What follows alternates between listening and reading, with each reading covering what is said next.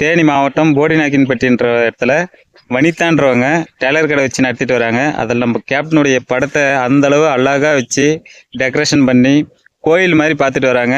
டெய்லியும் தொழில் பண்ணுறதுக்கு முன்னே கேப்டனை வணங்கிட்டு தான் அவங்க தொழிலே ஸ்டார்ட் பண்ணுவோம் அப்படின்னு சொல்லியிருக்காங்க. அவங்களுக்கு உங்களுடைய சார்பிலும் என்னுடைய சார்பிலும் ஃபஸ்ட்டு வாழ்த்துக்களை தெரிவிச்சுக்கிறோம். அந்த வீடியோ வைக்கிறேன், நீங்களே ஃபுல்லாக பாருங்கள் அவங்க என்ன சொல்கிறாங்கன்னு சொல்லிட்டு நீங்களும் வாழ்த்து சொல்லிடுங்க. அவங்க மாவட்டம் போடிநாயக்கரும் டெய்லர் கடை வச்சிருக்கேன். முத ஆரம்பிக்கிறப்ப இவர் இறந்து தெய்வமான பிறகு 6 மாசத்துல நான் கடை ஓபன் பண்ணேன். ஃபர்ஸ்ட் ஓபன் பண்ண உடனே நான் இவரை தான் வச்சு வழிபட்டு கடையை முத தொடர்ந்தேன். கட்சியில இருந்து எல்லாருமே வந்து கடையை ஆரம்பிச்சு வச்சுட்டு போனாங்க. இன்ன வரைக்கும் என்னோட கடையில நல்லா தொழில் நடக்குது, எந்த குறையும் வந்தது இல்ல. கஸ்டமருக்கு அதிகமா தான் வராங்க. சிங்கப்பூர், அமெரிக்கா, எங்க இருந்து கஸ்டமர் வரணுமோ எல்லா கஸ்டமரும் வராங்க. நல்லபடியா தொழில் நடக்குது. அதே மாதிரி வீட்லயும் இவரை வச்சுதான் நான் தெய்வமா வச்சு வழிபட்டுட்டு வரேன். எனக்கு இவர் தெய்வம். இப்போ பாத்தீங்கன்னா அவர் இருக்கும்போது கூட அவரை பத்தி யாருக்கும் நிறைய பேத்துக்கு தெரியாது. ஆனா அவர் இறந்த பிறகு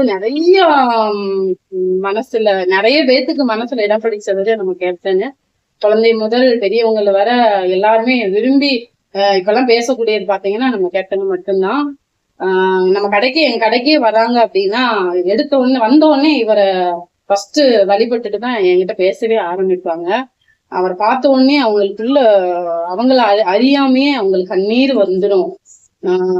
அந்த மாதிரி எல்லாம் நிறைய பேர் இருந்திருக்காங்க. சொல்லுவாங்க, அக்கா எனக்கு இதுல ரொம்ப பிடிக்குங்க அப்படின்னா. நான் சென்னைக்கு நிறைய குரு பூஜை எல்லாத்துக்குமே போயிருக்கேன். ஆனா அவர் இறந்தப்ப என்னால குழந்தைங்களை வச்சு போக முடியல.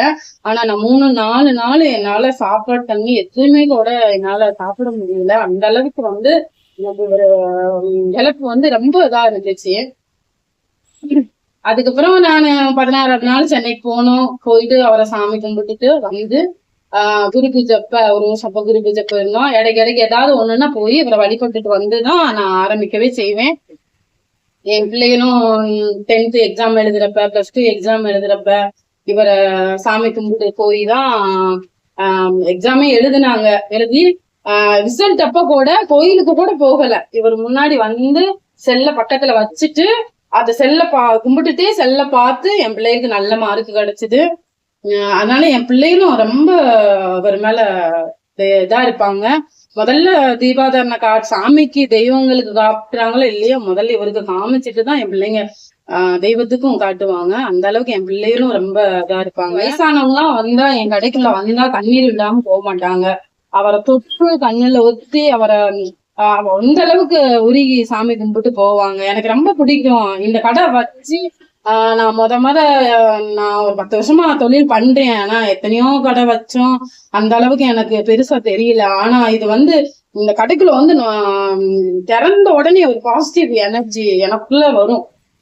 அப்படியே இவரை பார்த்த உடனே அது ஒரு தனியா நமக்கு ஒரு சுறுசுறுப்பு, நம்ம ஒரு தொழில் எப்படி பண்ணணும், இன்னைக்கு இவ்வளவு இது பண்ணணுங்கிறது எனக்குள்ள ஒரு உணர்ச்சிகள் அது வரும். அது எனக்கு கேப்டனை பார்த்த உடனேதான் அது வரும். இது தெய்வமா இருந்து இன்னமும் எனக்கு இப்போதான் ரொம்ப பிடிக்கும். எப்படி சொல்றதுன்னு அளவுக்கு தெரியல. அந்த அளவுக்கு என்னைக்குமே கடவுள் இருக்காரு. அதே மாதிரி இவரை நம்புறவங்களுக்கு என்னைக்குமே கூட இருந்து துணையா இருந்து என்னைக்குமே நம்ம கேப்டன் நமக்கு என்னைக்குமே துணையா இருப்பாரு.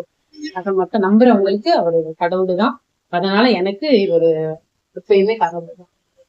எல்லாருமே பார்த்துருப்பீங்க, போட்டோ வச்சு கோயில் மாதிரி அழகா டெக்கரேஷன் பண்ணி அந்த அக்கா வச்சிருக்காங்க. இது மாதிரி கோடிக்கணக்கான மக்கள் நெஞ்சில் வாழ்ந்துட்டு தான் இருக்காங்க. கேப்டன் எப்பயும் கேப்டனுக்கு அழிவே கிடையாது. ஒவ்வொரு மனசுலையும் அவர் உயிர் வாழ்ந்துட்டு தான் இருக்கார். அவங்க அப்பா அம்மா மறைந்தாலும் அவர்களுடைய பிள்ளைகளை கேப்டனுடைய ரசிகர்களாக தான் வளர்த்தி விட்டு போவாங்க. யாருமே ஏன்னா நல்ல மனிதன் எப்படி வாழ வேண்டும் அப்படின்னு சொல்லிட்டு அந்த கேப்டன் நேசிக்கக்கூடிய எல்லாருக்குமே தெரியும்.